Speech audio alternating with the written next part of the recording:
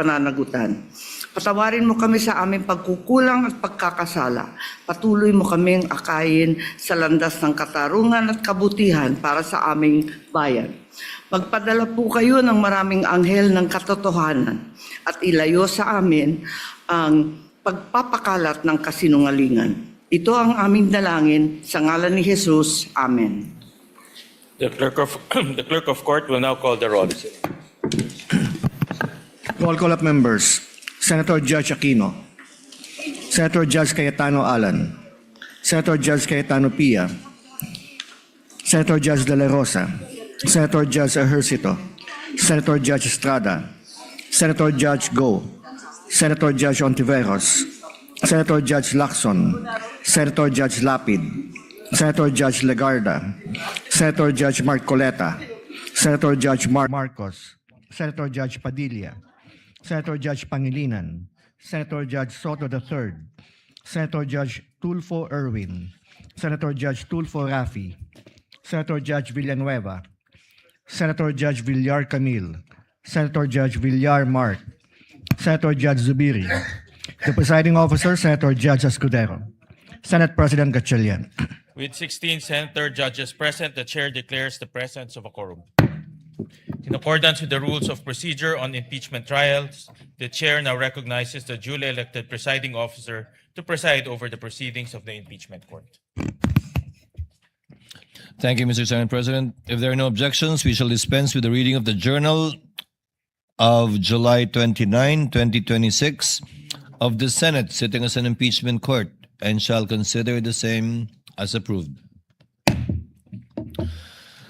The clerk of court will please call the case before the impeachment court. Case number 004-2026 in the matter of impeachment trial of Vice President SARA Duterte. Appearances for the parties.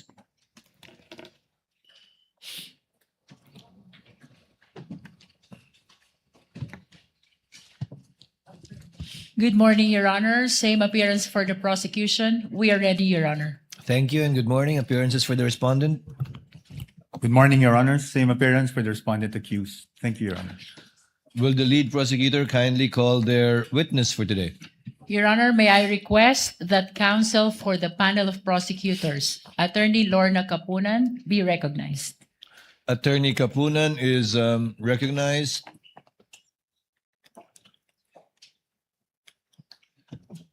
Attorney Kapunan, the counsel for the panel of prosecutors, kindly call your first witness, ma'am.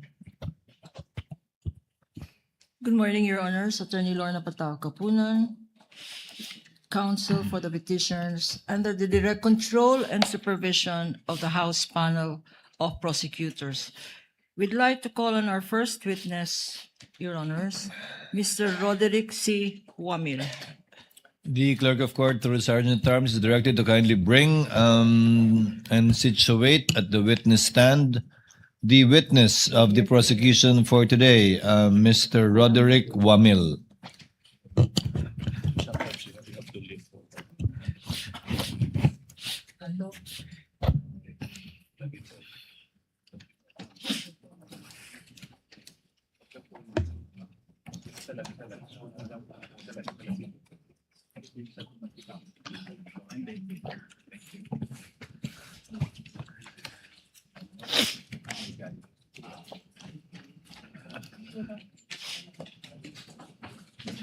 Before you sit down, Mr. Wamil, clerk of court is directed to subscribe the witness, or rather put the witness under oath. Apologies. Please raise your right hand. You, Roderick C. Wamil, do swear that the evidence you shall give in the case now pending between the Philippines and Vice President SARA Duterte shall be the truth, the whole truth, and nothing but the truth. So help you God. You may sit down, Mr. Wamil.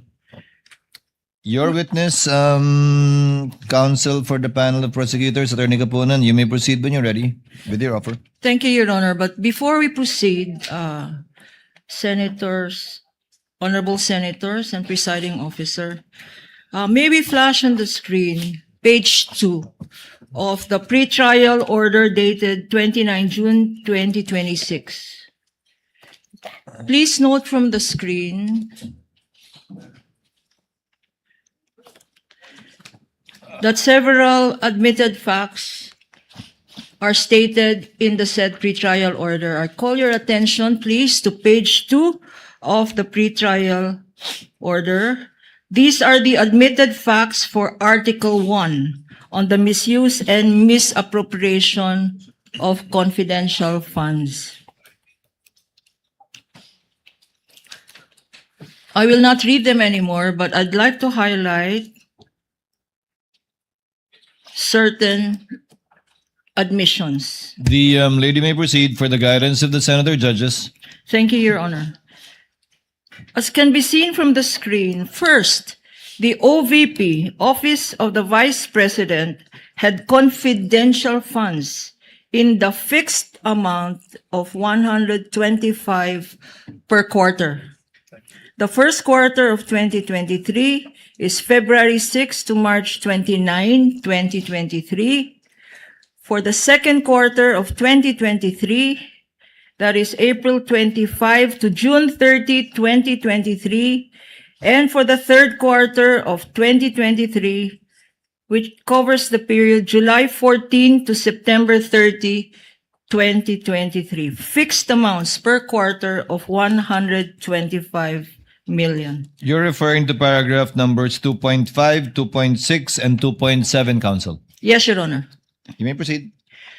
Also admitted is the fact that Gina Acosta was the Office of the Vice President's Special Disbursing Officer, or SDO, in relation to the OVP's confidential funds for the fourth quarter of 2022, as well as the first, second, and third quarters of 2023, as can be seen on the screen. May I ask counsel for the respondent? We confirm that, Your Honor. Thank you, counsel. Likewise, Your Honor, this honorable court presiding officer will recall that in the hearing last Wednesday, several stipulations were made by both parties, and in fact, upon the initiative of Attorney Poa, counsel for the respondent. May I just remind this court what these are, and they will be flashed on the screen for the better appreciation of this honorable court. Both the prosecution and the respondent agreed last Wednesday's hearing to the will be flashed on the screen for the better appreciation of this honorable court. Both the prosecution and the respondent agreed last Wednesday's hearing to the following stipulations. First, that the OVP issued 4 checks, all in the name of Gina F. Acosta, worth 125 million each on December 20, 2022, January 31, 2023, April 18, 2023, and July 13, 2023. February 6, 2023, April 25, 2023, April 10, 2023, and July 11, 2023. Likewise stipulated, Your Honor, that the said amounts were paid by the Philippine Treasury for the account. Counsel, Yes, with respect to the last check, what was the date of encashment? You mentioned July 11, or is it July 16? Or should it be July 16? Kindly check your records. Because the encashment cannot be before the date of the check. respondent. What is it?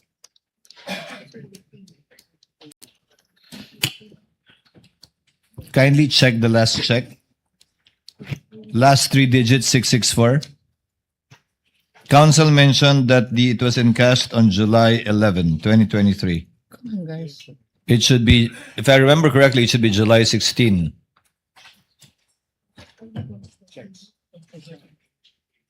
Kindly check the dorsal side of the check. Encashment. July 13, Your Honor. 13, okay. The date of the check is July 13, but encashed by the SDO on what date? You said July 11 earlier.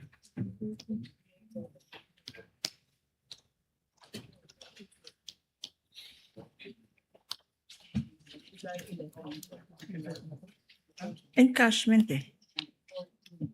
Counsel for respondent, maybe you can help us with this? We are verifying, Your Honor. Kindly validate.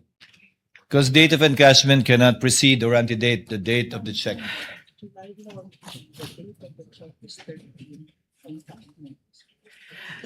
Honorable Presiding Yes, Officer, yes, the date Counsel. of the check is July 13, but the encashment was July 14 po. July 14. Okay, not July 11. I heard you mention July 11. My bad, Your You Honor. may proceed, Counsel. That the said amounts were paid by the Philippine Treasury for the account of the Department of Education Office of the Secretary.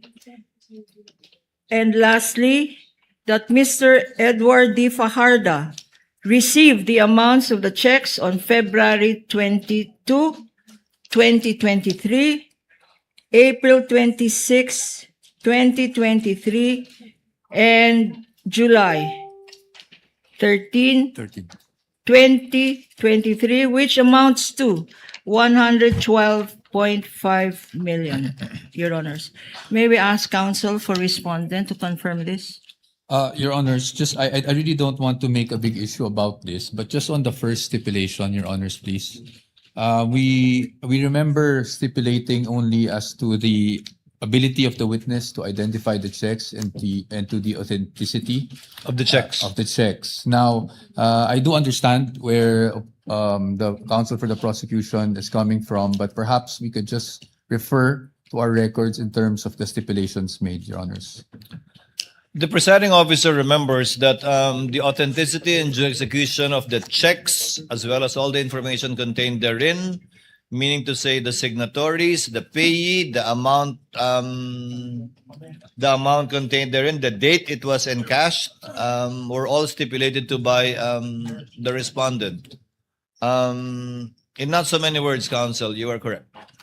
Yes, Your Honor. As a matter of fact, not only the front side of the check, but the Including dorsal the dorsal side. side, meaning to say the checker, the validator, the... Yes, Your Honors. Yes, they were all stipulated to by the respondent. You are Thank correct, you, counsel. Mr. Presiding Officer. And lastly, Your Honors, please. As you can see in front of you, we have 15 boxes. 15 boxes of confidential funds. For this witness alone, he will be identifying 50 exhibits. Are you proceeding with your offer already, counsel? No, Your Honor. This is in addition to our proposed stipulation, Your Honor. Yes, okay. Proceed. Okay. This witness will be identifying 50 exhibits. The acknowledgement receipts alone for the fourth quarter of the Office of the Vice President will be 845 documents, Your Honor. And not to preempt testimony of the next witness, this next witness will attest to 3,664 documents, of which 3,617 are acknowledgement receipts, Your Honor. My proposed stipulation, Your Honor, since most of these documents, Your Honor, are not documents from the prosecution. These documents are the liquidation documents submitted by the Office of the Vice President and the Department of Education Secretary to liquidate the 500 million confidential funds of the Office of the President and the 116.5 million of the DepEd, Your Honor. Just to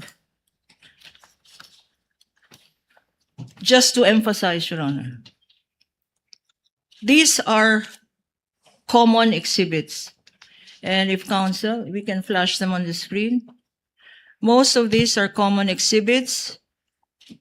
For the Office of the Vice President, we have 14 common exhibits for the period December 21 to 31. For the first quarter of 2023, there are 6 common exhibits, 6 common exhibits as well for the second quarter of 2023, and 5 common exhibits for the Office of the Vice President, Your Honor. And this is a total of 31 common exhibits, Your Honor. For the DepEd, Your Honor, we have 6 common exhibits for the first quarter, 7 common exhibits for the second quarter, and 6 common exhibits for the third quarter, Your Honor. And here is where we ask for stipulation, Your Honor. Since these are prosecution exhibits as well as defense exhibits, and in addition to that, these are documents submitted by the defense themselves to the COA by way of liquidation, Your Honor. May we request for stipulations? For the appreciation of the senator judges and the presiding judge, flashed on the screen are the exhibits we want stipulated, the prosecution exhibit numbers, and the defense exhibit numbers, Your Honor. These are only insofar as the common exhibits are concerned, counsel. Yes, Your Honor, these are only common exhibits. What does the counsel for respondent say? Your Honor, may we just ask for, and I apologize for having to request for this, but may we just ask for at least a 5-minute suspension so we can also concur with the prosecution panel and to check exactly what documents they would want to stipulate. Because, Your Honors, we have no problem stipulating, but we also, due to the voluminous nature of the documents, we just want to make sure we're also ensuring the rights for clients, especially, if there are questions on chain of custody, etc. With the permission of my fellow senator Just judges, 5 minutes. this is in the interest of abbreviating the proceedings anyway. Chair declares a 5-minute recess. Thank you, Your Honors.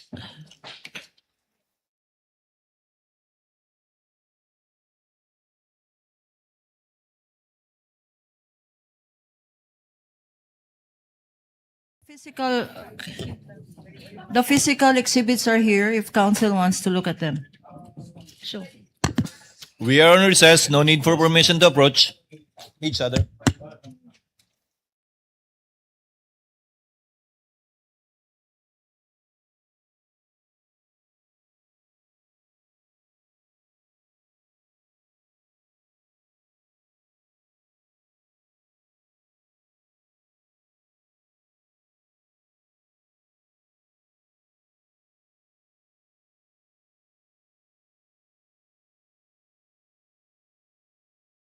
The proceedings. Counsel for respondent is recognized for his comment to the request for stipulation by the counsel for the panel of prosecutors. Thank you, Your Honor. And Your Honor, I would like to thank the Honorable Court for your patience as well. So upon consulting with my colleagues as well as the opposing counsel, the defense is willing to stipulate on the list of documents provided except for the acknowledgement receipts for the period covering December 21 to 31, 2022. Because one, What period is that again, counsel? acknowledgement receipts for the period covering December 21 to 31, 2022, Your Honor. December 21 to 22 To 31, 2022. to 12/31, 2022. Yes, that's correct. December 21 to December 31, 2022. That's Okay. correct, Your Honors. Your Honors, just for the information of the Honorable Court, although these were labeled as common exhibits, we marked them separately, and there are issues concerning these acknowledgement receipts that I believe will also be touched upon by other witnesses in the future, and for those reasons, Your Honors, we cannot stipulate on the same. How many pieces of documentary evidence would constitute these acknowledgement receipts covering this period, approximately? Approximately at least 900, Your Honors. So that's about 900 over 3,000 plus. Counsel for the panel of prosecutors, correct? Your Honor, please, just a logistics issue. I don't think they can hear us at the sound booth po. Who can't hear you? The ones flashing our screen. Are they okay? Okay. Just to address the query of the Honorable Presiding Judge, Your Honor, the acknowledgement receipts constitute 845 documents, Your Honor, for this particular witness and for this particular period, Your Honor. But for the next witness, Your Honor, they constitute 3,617 acknowledgement receipts. In regard to the acknowledgement receipts that the counsel for respondent refuses to stipulate on, is it with this witness or the next witness? This witness, Your Honor, 845 acknowledgement receipts for the period, 11-day period, December 21 to December 31, Your Honor. So, in other words, all of the acknowledgement receipts that this witness will testify to was not stipulated to by the counsel for the respondent. That's correct, Your Honor. With respect to the others, it is so stipulated, counsel? Yes, Your Honors. Other documents, you mean? Yes. Other documents that On the are list. commonly marked are so stipulated and admitted by the counsel for respondents? Under Article 1? The documents that are in the list of Yes. proposed stipulations, Your Honors. Duly noted. Thank you, Your Honors. Counsel for the panel of prosecutors, you may proceed when you're ready with your offer. Unless you have other stipulations to ask We for. have other stipulations, Your Honor. You may proceed, counsel. Secondly, that the office of the Vice President was allotted confidential funds in the amount of 125 million in December of 2022. We are okay to stipulate with counter stipulation that this was approved by the Office of the President as recommended by the DBM, Your Honor. What does counsel for the panel of prosecutors state? No, Your Honor. Oh, yes? Yes. Yes, Your Honor. So yes. In deference to the President. Yes, Your Honor. So yes, the stipulation, proposed stipulation by the counsel for the panel of prosecutors, subject to the qualification of the counsel for respondent, is deemed admitted to and stipulated on. May proceed, counsel. Thirdly, Your Honor, as can be seen on the screen, the DepEd was allotted confidential funds in the fixed amount of 37.5 million quarterly. For what year? For what period? 2023, Your Honor. Counsel for the respondent? Yes, Your Honor. 24? But again, with counter stipulation that under the General Appropriations Act, Your Honor. Yes, Your Honor. So stipulated, duly noted, Senator judges are duly informed. That the fourth stipulation is that the Office of the Vice President and the DepEd withdrew their respective confidential funds quarterly allocation in full from the first to the third quarters of 2023. Counsel for the respondent, what do you say? We are willing to stipulate on that, Your Honor. So stipulated, Senator judges are likewise so informed of the stipulation by the parties in regard to this fact. The fifth, that the Office of the Vice President also received confidential funds in the amount of 125 million on December 20, 2022, which it used up in 11 days. No Counsel- stipulation, Your Honor. I'm sorry, counsel? No stipulation on this matter. No stipulation. You may proceed with the other proposed stipulations, counsel. That the documents submitted by the Office of the Vice President and the DepEd were all signed by the authorized signatories. Willing to stipulate, Your Honor. What exactly does that mean, counsel for the panel of prosecutors? The documents submitted by the OVP were all signed by the authorized signatories, meaning those that signed the checks, those that received the checks. What about the acknowledgement receipts? Also the acknowledgement receipts, Your Honor. The disbursement vouchers, the liquidation reports, Including the the accomplishment reports, all of which they have already stipulated, Your Honor. Okay. Is that clear, counsel, for the respondent? Yes, Your Honor. So stipulated, duly noted. Number 7, that the signatures above the names Gina Acosta, Julieta Villa del Rey, and Rosalyn Sanchez in the Office of the Vice President documents are their signatures. We're willing to stipulate on that, Your Honor. And lastly, Your So Honor, stipulated, duly noted. that the signatures above the names Edward Fajarda, Maria Runa Catalan, Annalyn Sevilla, and Gloria Humamil Mercado in the DepEd liquidation documents are their signatures.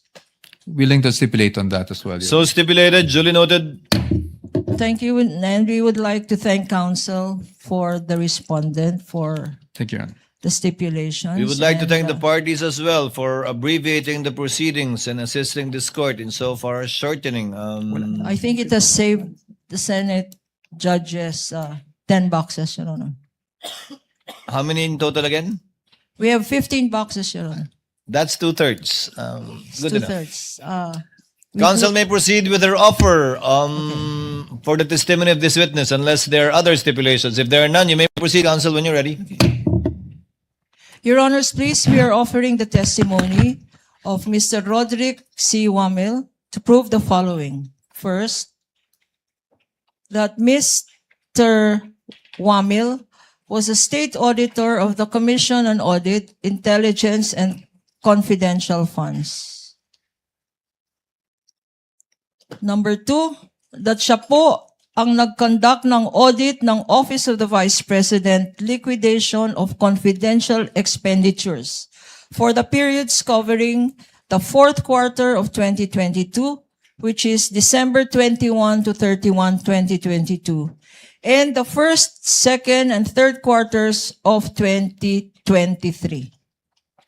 Pangatlo, na si Mr. Wamil po ang nag-conduct ng audit of the Department of Education liquidation of confidential expenditures for the periods covering the first, second, and third quarters of 2023.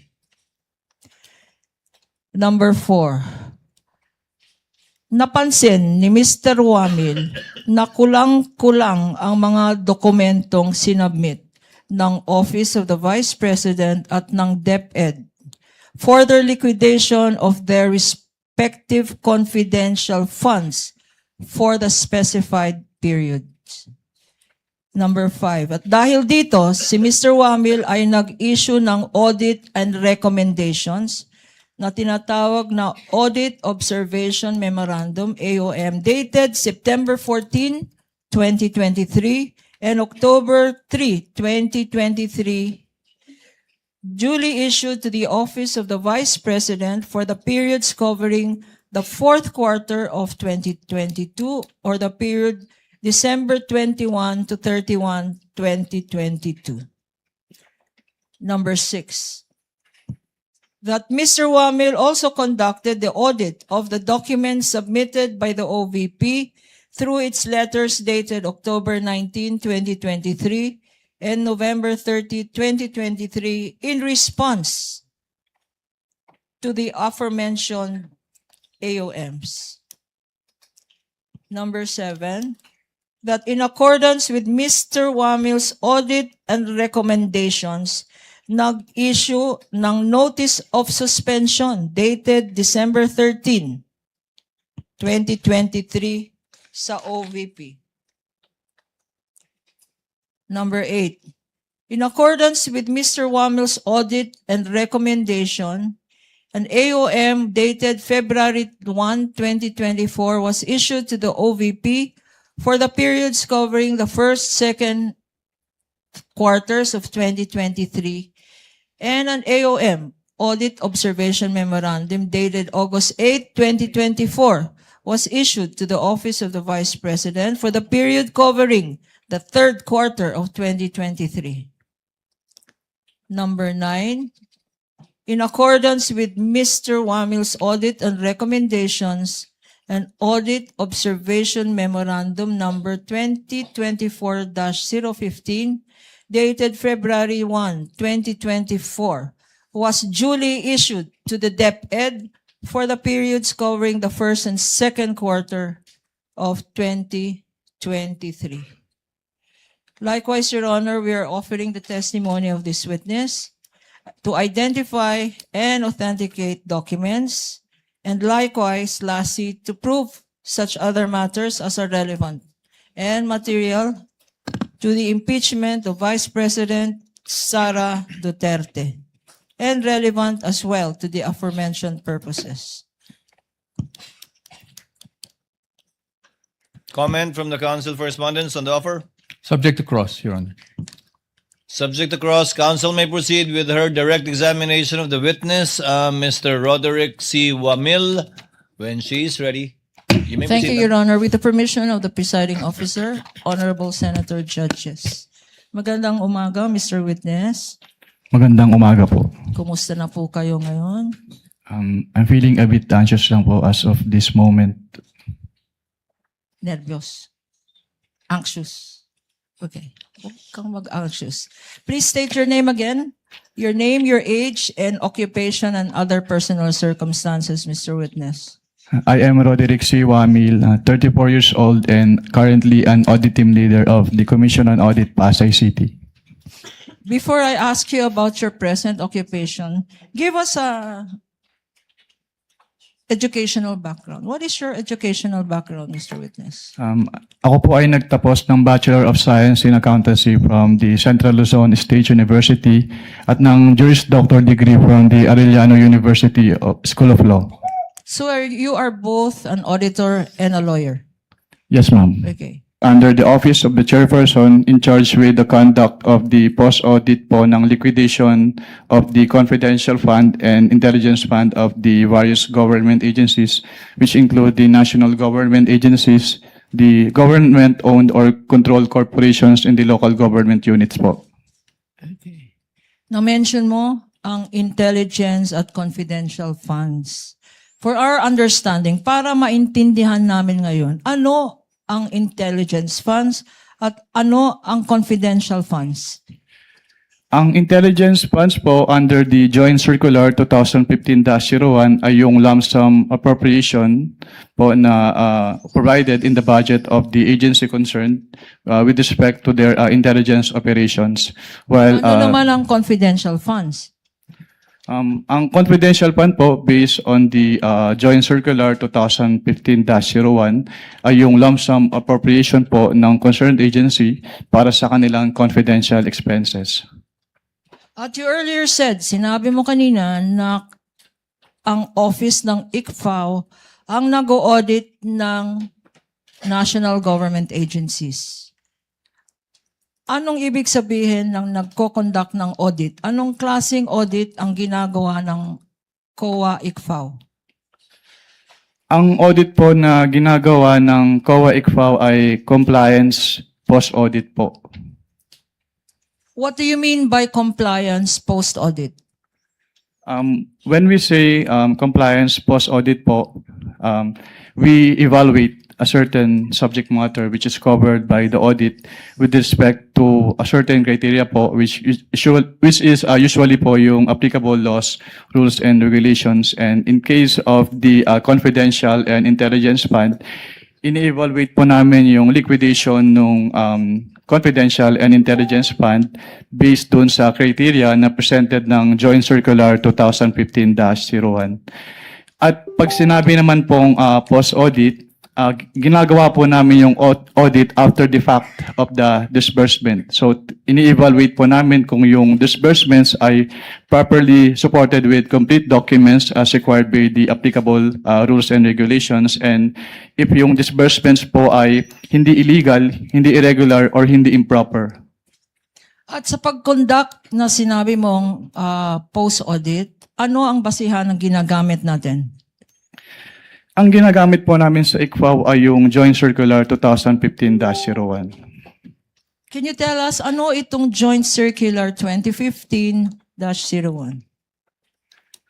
Ang Joint Circular 2015-01 ay yung nagpo-provide po ng guidelines on the entitlement, the use, release, the reporting po at yung audit ng confidential fund at ng intelligence fund of the various government agencies. If I show you a document now entitled, and this for appreciation of the Honorable Senate Impeachment Court is being flashed on the screen with the permission of the presiding officer. Council may do so and may proceed.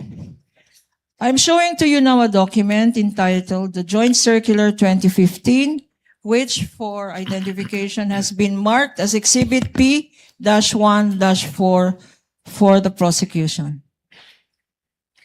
-E.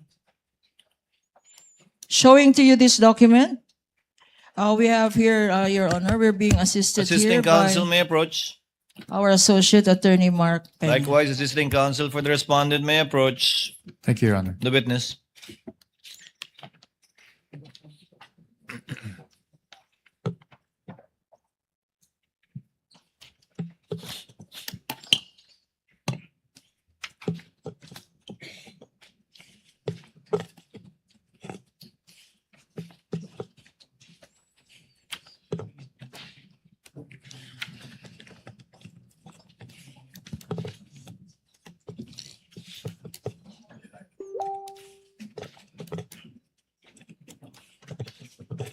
Sabi na niya.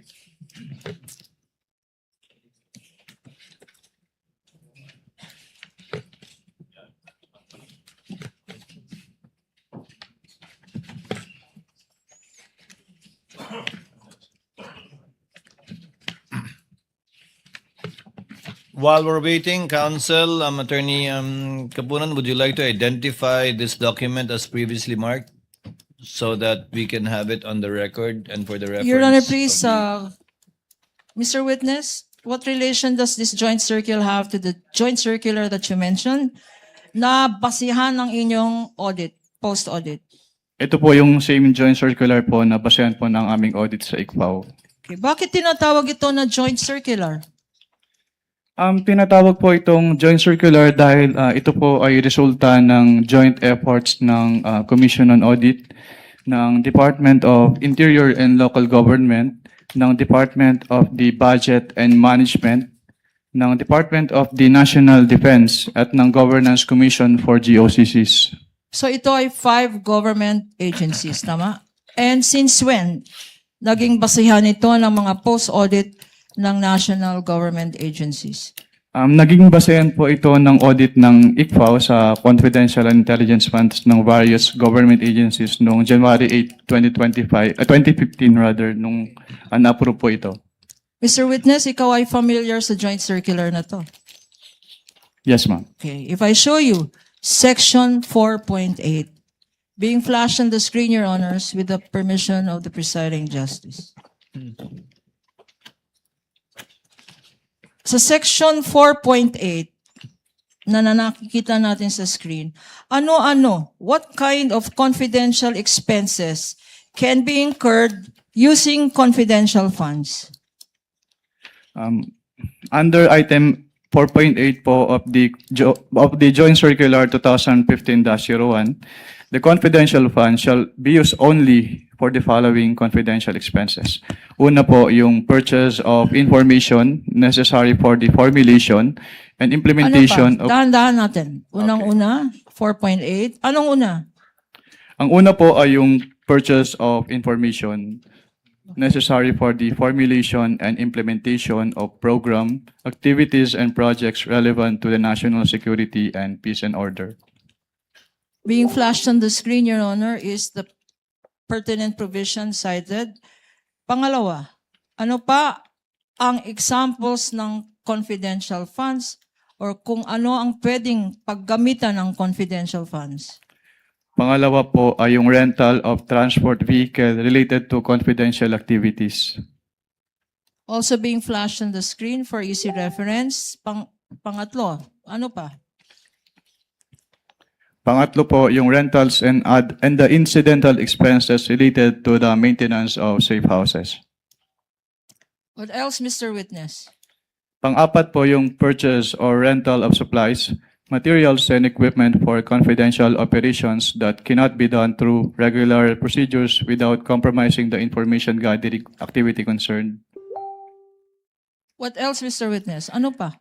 Panglima po, yung payment of rewards to informers who must not be employees of the concerned government agency, subject to three conditions. First is yung approval by the head of the agency. Second, it must be supported with documents evidencing the success of the information gathering and or surveillance activities on account of the information given by the informer. Pangatlo, it must be directly related to the conduct of the specific confidential activities of authorized agencies. For purposes of the records, Your Honor, the witness cited 4.8.1 up to 4.8.7 of the Joint Circular 2015. Hanggang 4.8.5 pa lang po. Okay. Sorry. What else, Mr. Witness?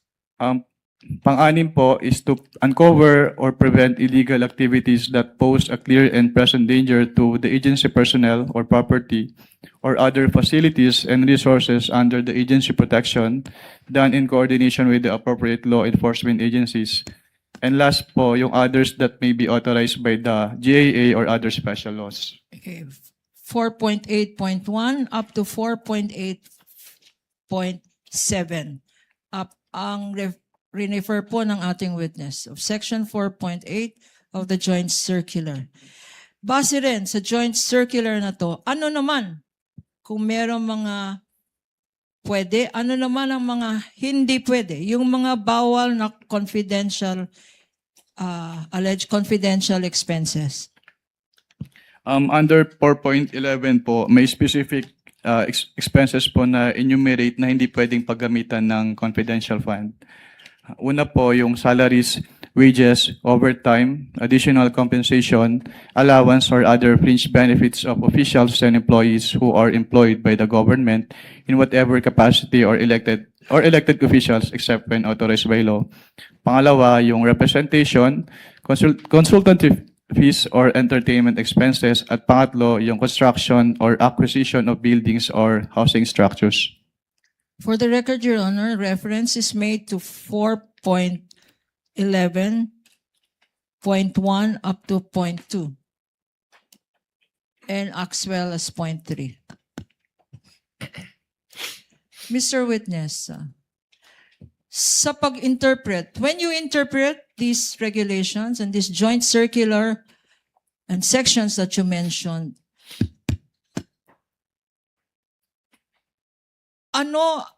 what terms of compliance are you thinking about? Ito ba ay substantial compliance or strict compliance? Strict compliance po, Madam. Bakit, Mr. Witness? Why do you follow strict compliance instead of substantial compliance? We follow po strict compliance since what is involved po ay public funds. So dapat strict yung accounting and auditing rules to prevent yung misuse ng fund. And this is expressly stated in the joint circular. What you said, strict compliance. Yes, ma'am. Okay. Now, 9 years you said sa COA ICFAO. With the permission of counsel, Mr. Witness, it is mentioned in the JMC that it should be strictly interpreted, and you said it's in the JMC. Where? Sa last paragraph po ng 1.0, Your Honor. Last paragraph ng 1.0. So in the rationale. Yes po, Your Honor. Thank you. You may proceed, counsel. Now, Mr. Witness, you mentioned earlier na 9 years ka na with the COA ICFAO at meron kang mention that you post-audited certain government agencies. During your term, what years were you, incidentally, with the COA ICFAO? I was with the COA ICFAO po from September 2014 until February of 2024. Okay. In this period of time, from 2014 to 2024, could you tell us how many vice presidents have you audited? Ang tanging nung time lang po ni Vice Presidente Sara Duterte. But there were three. Who were the vice presidents during this period?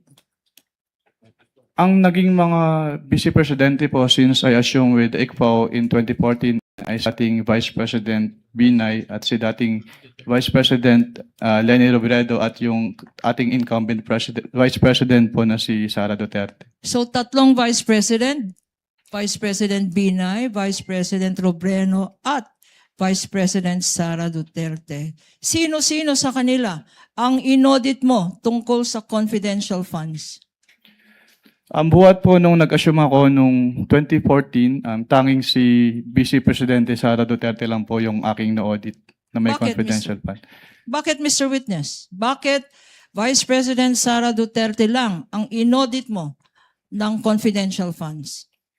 Dahil po, since nung nag-assume po ako ng 2014 sa ICPAO, wala pong naging appropriation for confidential funds si dating Vice President Binay at si dating Vice President Robredo. Tanging si Vice President Sara Duterte lang po yung nagkaroon ng appropriation for the confidential funds. And in the same period of time, 2014 to 2024, kasama ba sa mga national agencies na minention mo ang Department of Education? Yes, ma'am. And during this period, 2014 to 2024, sino-sino ang mga secretaries ng Department of Education? Sa pagkakaalala ko po, ang mga naging DepEd secretaries po ay dating Secretary Luistro, dating Secretary Briones at ang ating Vice Presidente in her concurrent capacity as the DepEd Secretary during that time po. At sino sa tatlong ito, sino-sino sa mga secretary ng DepEd ang inaudit mo for confidential funds? Tanging si Vice Presidente Sara Duterte lang po as the DepEd Secretary. Bakit, Mr. Witness? Dahil siya lang po yung naging DepEd Secretary na nagkaroon ng confidential funds ang DepEd.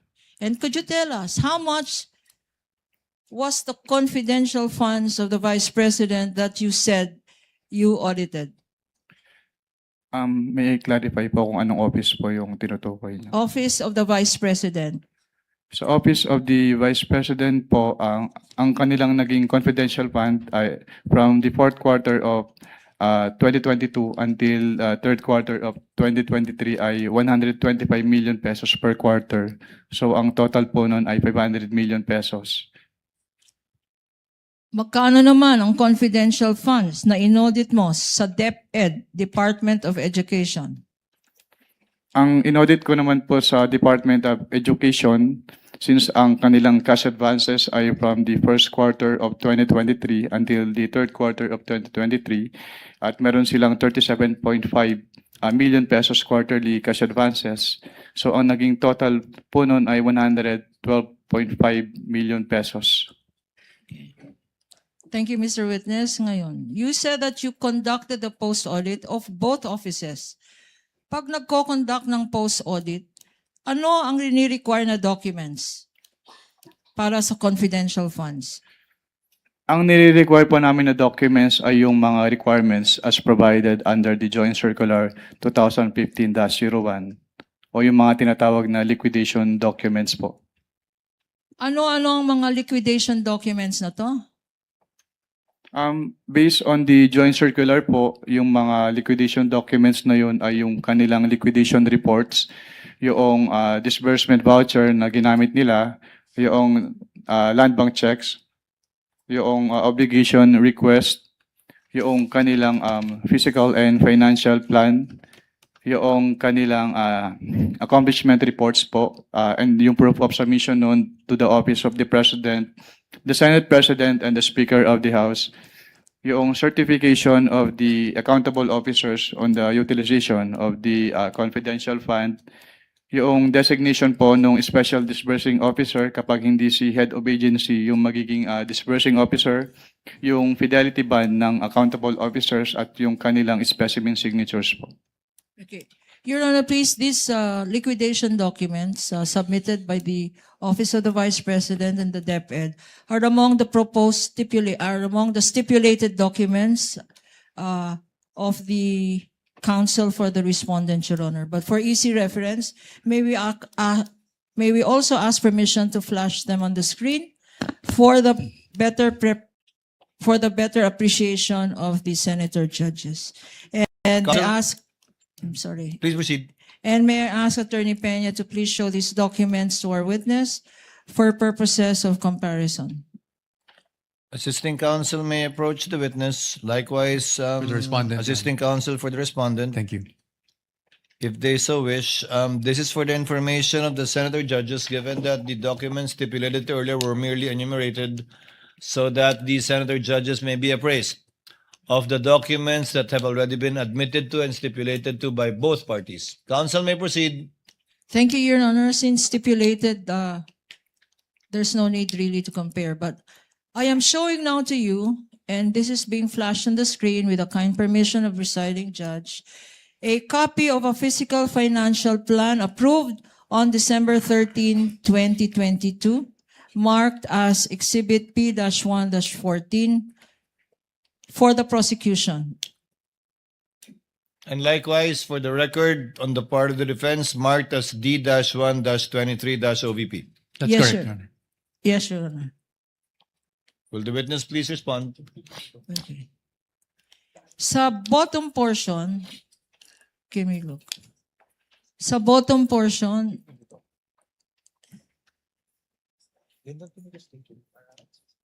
there appears a signature under the words. Meron pong signature sa words. Approved by. There.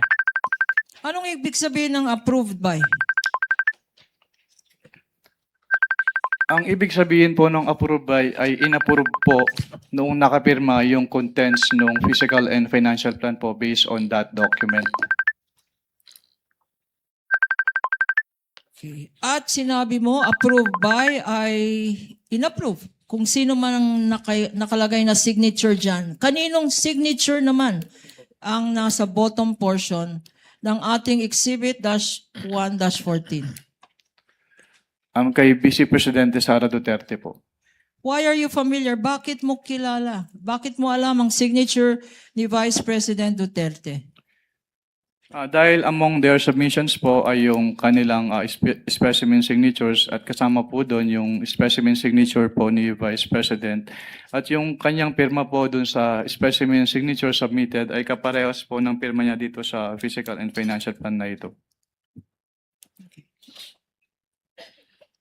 Pinakita sa iyo ang isang fiscal financial plan which you said is a faithful reproduction of the submissions. And this is now being shown on the screen. Ano ang observations mo dito sa fiscal and financial plan approved on December 13, 2022?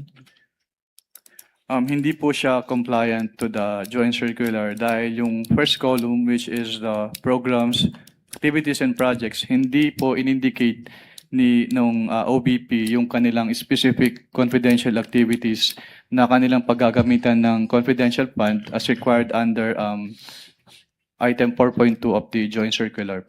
Hindi ito specific according to you and according to 4.2 of the joint circular. Can you please enlighten us? Ano itong section 4.2 ng joint circular?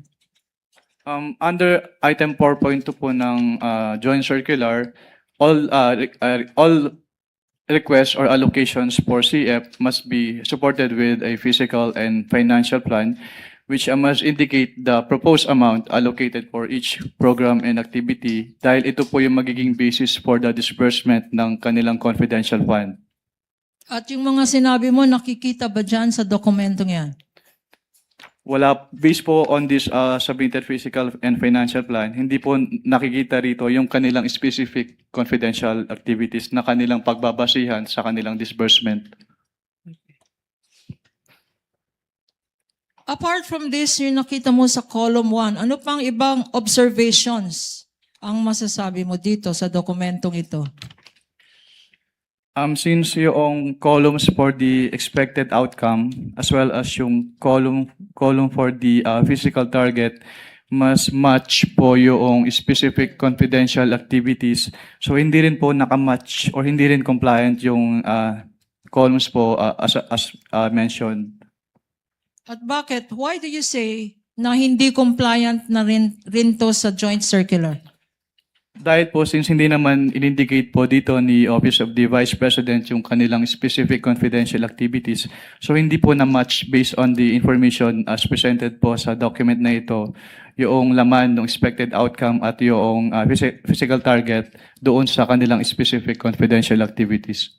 And as you stated, what express provision of the joint circular does this violate? The item 4.2 po of the Joint Circular 4.2 na 2015-01. pinakita natin sa screen. Okay.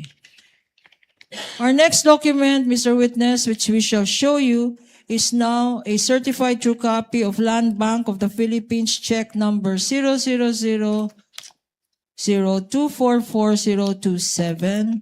dated December 20, 2022, Exhibit P-1-11-A, common exhibit of the defense as well.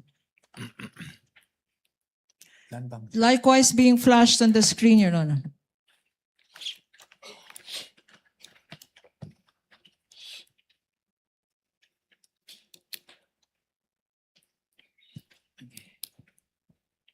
Mr. Witness, what is the significance? Ano ang significance ng check na pinapakita na to in relation to your audit of the Office of the Vice President's confidential funds? Ang significance po ng cheque ay ito po yung proof na pwede na nilang i-withdraw yung kanilang cash advance. Okay. Na pwedeng i-withdraw na yung cash advance. Ngayon naman, punta tayo sa another document. I will show you now a disbursement voucher dated December 20, 2022. Again, common exhibit. For the prosecution, this is Exhibit P-1-10-A. For the period December 20, 2022.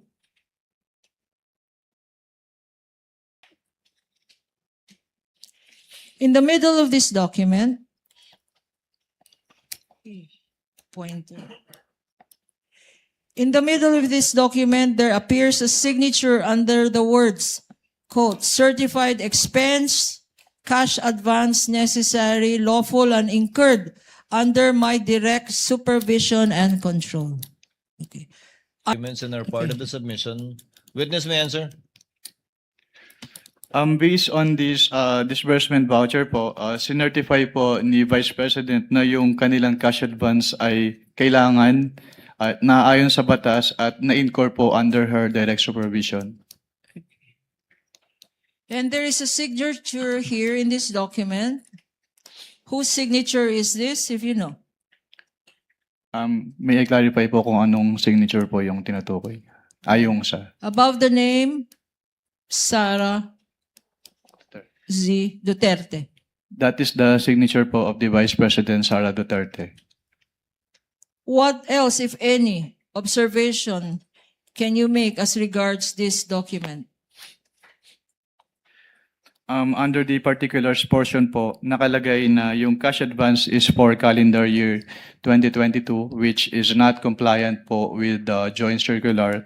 Since under the joint circular po, the disbursement voucher shall state the duration of the implementation of the project. Pero since this cash advance is for the fourth quarter 2022, so hindi po tama yung nakalagay dito na yung cash advance is for the calendar year 2022.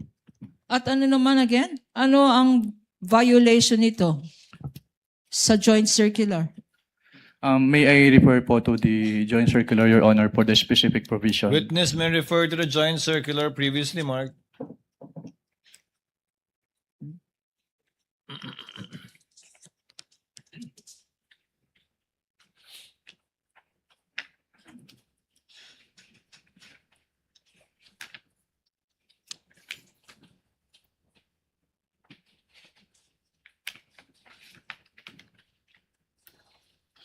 The specific provision po is the second sentence po ng item 6.1.5 of the Joint Circular 2015-01.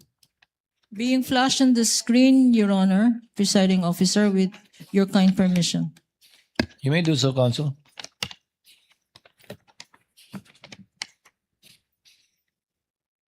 Can you read for the record 6.1.5?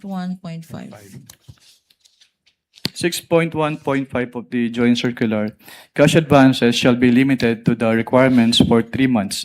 The disbursement voucher shall clearly state the duration of implementation of the projects.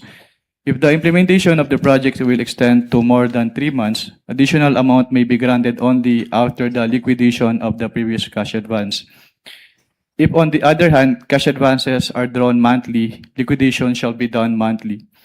Cash advances shall be granted only upon the certification of the agency accountant stamped or printed on the disbursement voucher that previous cash advance for the same purpose, project, or activity given to the SDO requesting cash advance has been liquidated and proper accounting thereof was made in accordance with this joint circular. Okay. Ngayon naman, I will show you. Kasi liquidation ang pinag-uusapan. I will show you a liquidation report dated January 10, 2023. Again, common exhibit. This is prosecution's exhibit P-1-9-A. A liquidation report dated January 10, 2023. In the middle of this document, by the bottom, there appears a signature under the words, certified purpose of travel cash advance duly accomplished. Mr. Witness. And this certification, Counsel, just to correct you, certified purpose of cash advance duly accomplished. There's no word travel. yes, Your Honor. Do you confirm, Counsel? You may Yes, proceed. Your Honor. Certified purpose of travel cash advance Of cash advance. of cash advance duly accomplished. Yes. You may proceed, Counsel. Thank you for the correction, Your Honor. What does this mean in terms of your audit? This means po na sinertify po ni Vice President na yung layunin ng cash advance ay kanilang na-accomplish. And you said the Vice President, whose signature is that?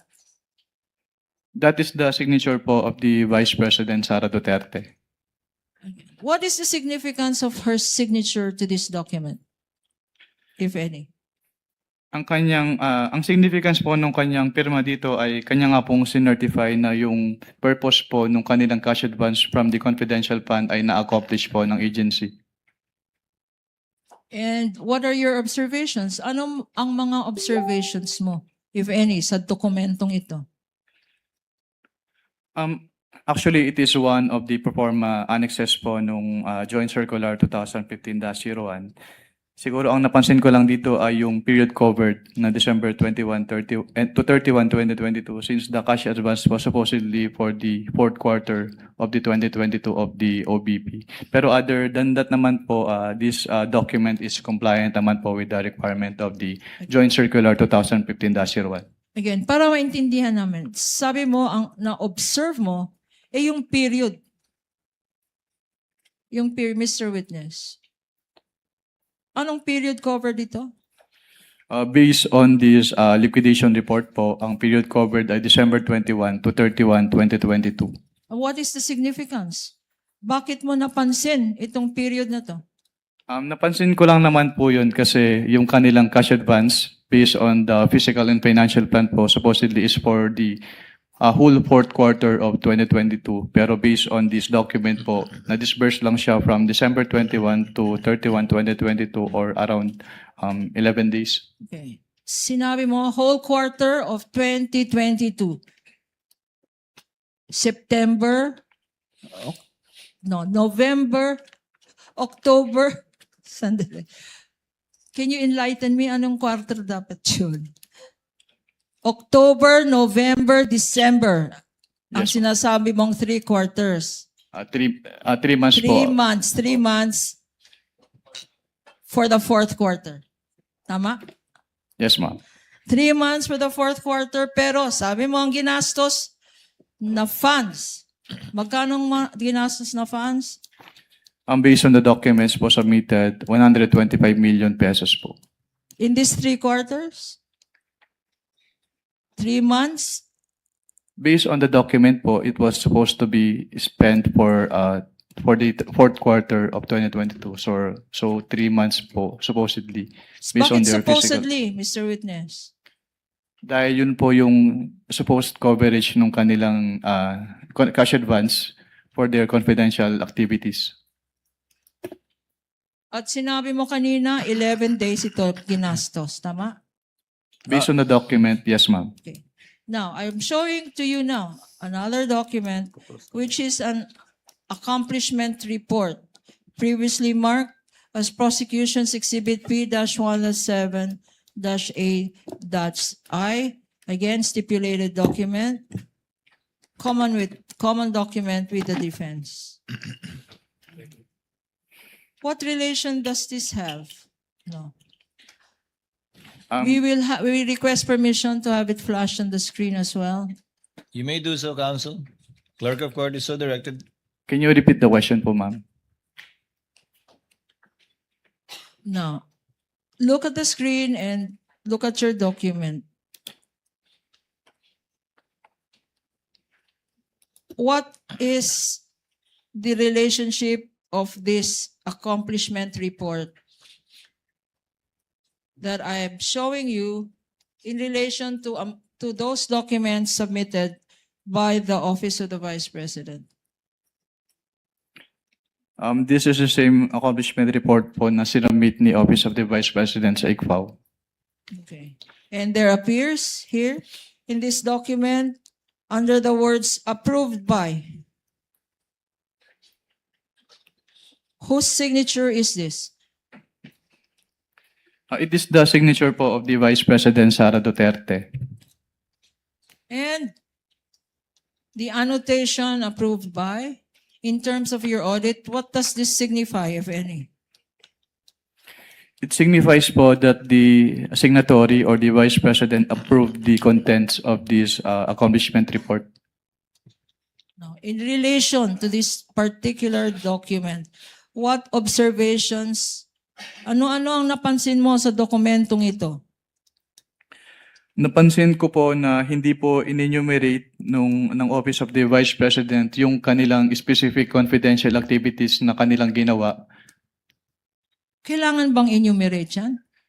Mga Yes, ma'am. activities na yan. Dahil- Bakit, Mr. Witness? Doon po kasi namin tinitignan sa audit ng ICFAO kung yung kanilang confidential expenses or activities ay compliant doon sa item 4.8 ng Joint Circular 2015-01 para malaman po namin kung yung kanilang expenses ay among the allowable expenses as provided under the Joint Circular 2015-01. So what basis did you have to determine if these were allowable expenses kung wala naman dokumento? Katulad nga po nung sinabi ko, ang basis namin to determine if allowable expenses ay yung item 4.8 of the Joint Circular 2015-01. Now, I'm now showing to you a certified copy of the Office of the Vice President certification dated January 10, 2022, notarized on January 16, 2023. Prosecution's Exhibit P-1.6-A, likewise a common exhibit with the defense previously stipulated, being flashed on the screen with the kind permission of this court. Counsel may do so.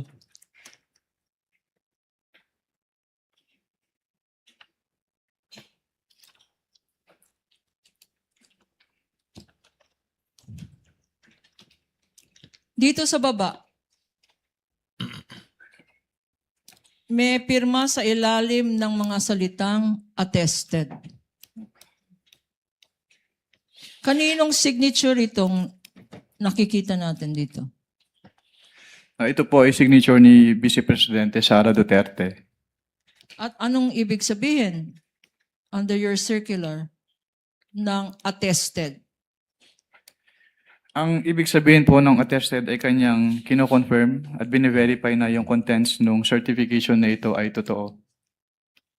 What other observations? Ano pa ang mga na-observe mo sa dokumentong ito? Ang napansin ko po dito yung date of execution ng certification, January 10, 2022. Ano pa? January 10, 2022. Why is this significant? Because it is supposedly the date of the execution ng certification, pero yung kanilang cash advance ay for the fourth quarter of 2022. Yung cash advance nila ay para sa anong period? For the fourth quarter po of 2022. Pero ang certification ay January 10, 2022. Yes po, based on this document po. And based on this document, when was it notarized? It was notarized po on January 16, 2023. 2023. Okay. Ano naman? In your observation, what provision of the joint circular does this certification violate? If you Actually, ito po yung isa sa proforma annexes ng joint circular. So, wala naman po kaming nakitang violation aside from the date of the execution. no. So yung sinasabi mo, nakikita dito yung discrepancy ng mga dates. Based on this document po, yes ma'am, may discrepancy yung dates. Okay. Now, dahil dyan, what action did you take, if any? After what po ma'am? After itong nakikita mong certification.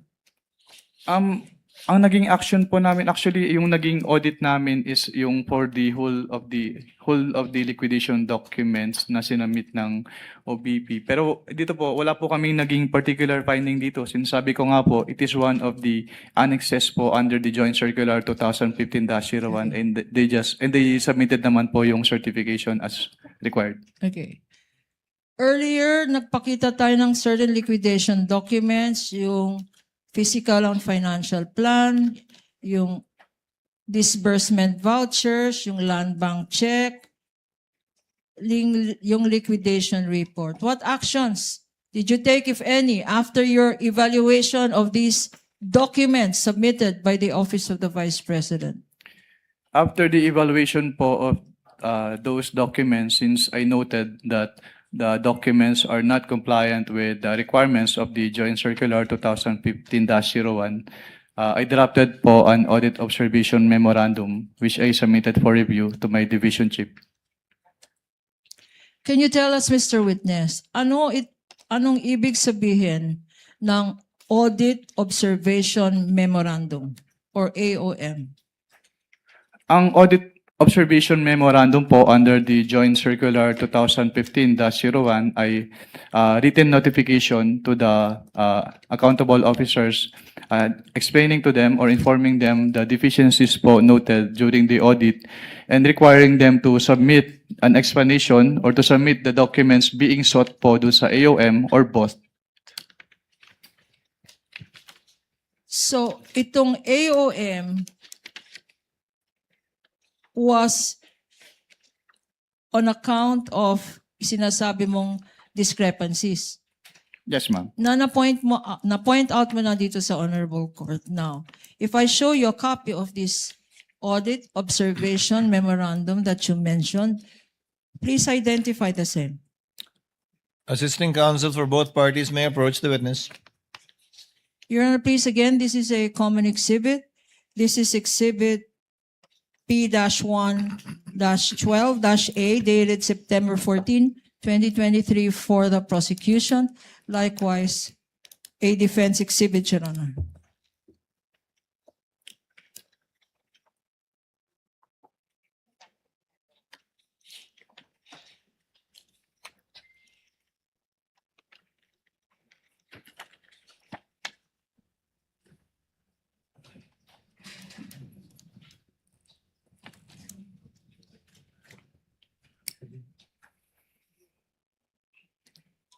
For the record, the witness is is examining an audit observation memorandum dated September 14, 2023, covering the period December 21 to 31, 2022, or an 11-day period.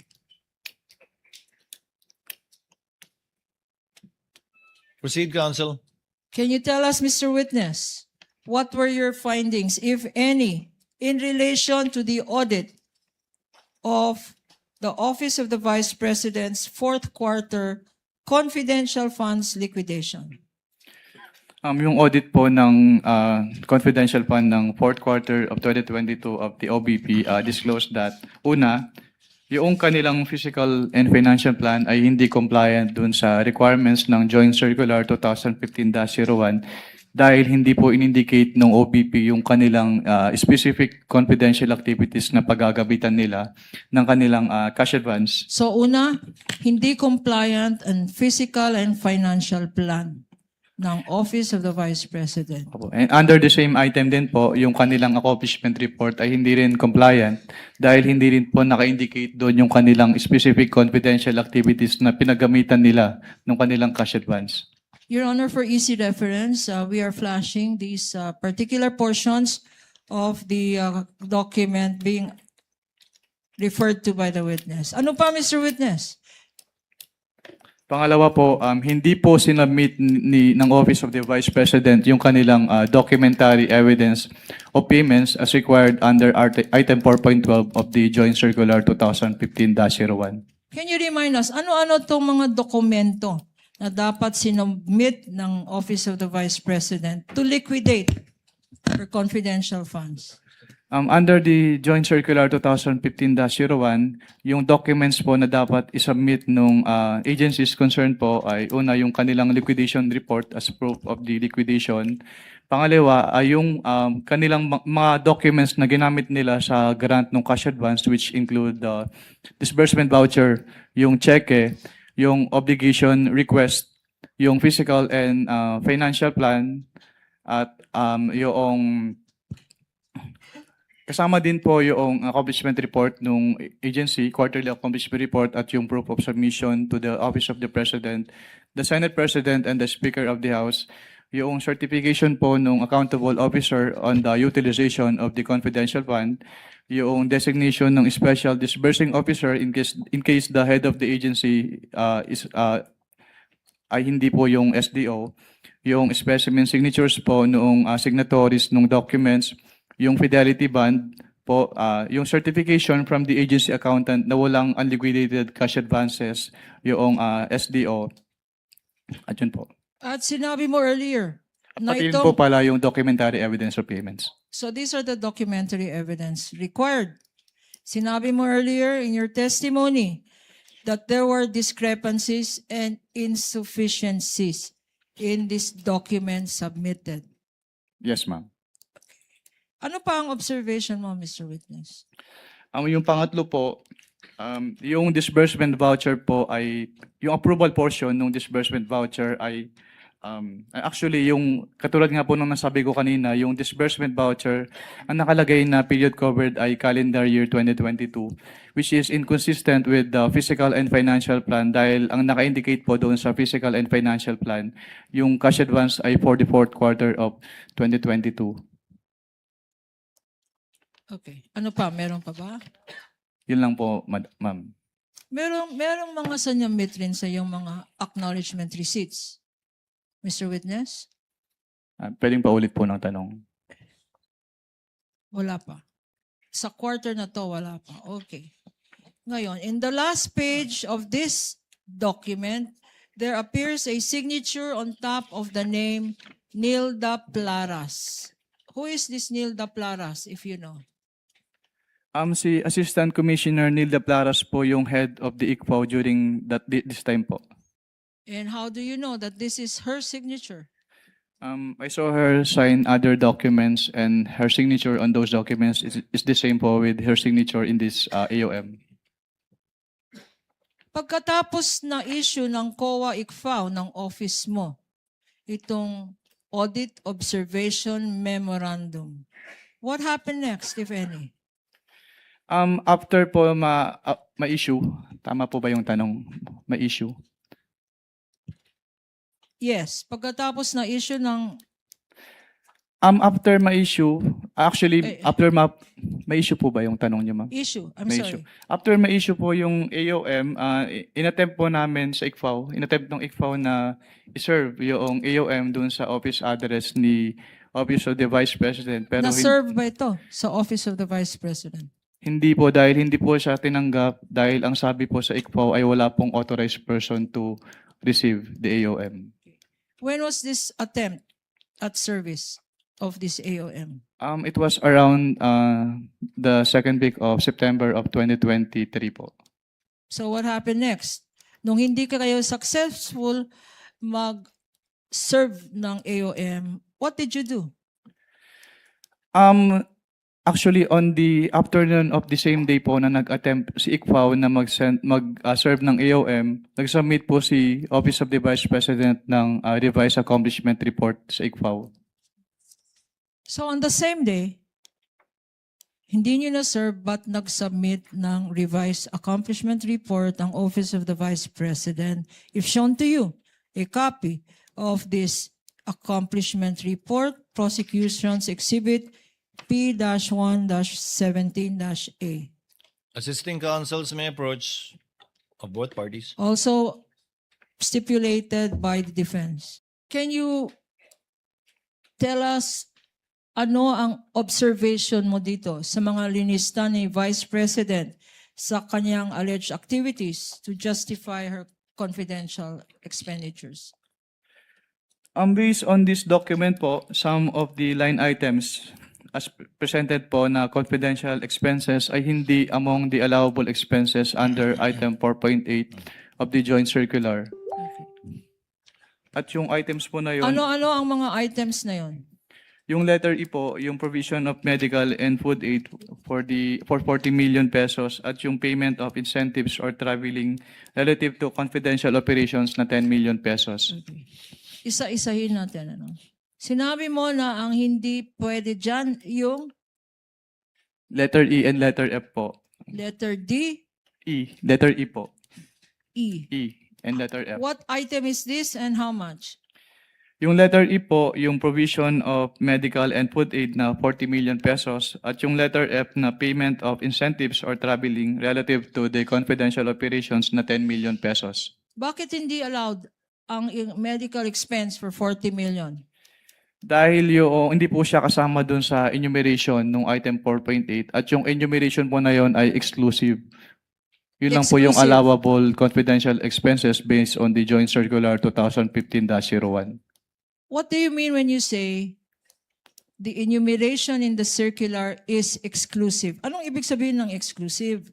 Kapag sinabi pong exclusive, ay doon lang pwedeng gamitin. So other than those enumerated po, ay hindi na po siya allowed as confidential expenses. So 40 million na gamot, hindi allowed. Ano pa nakita mo dyan?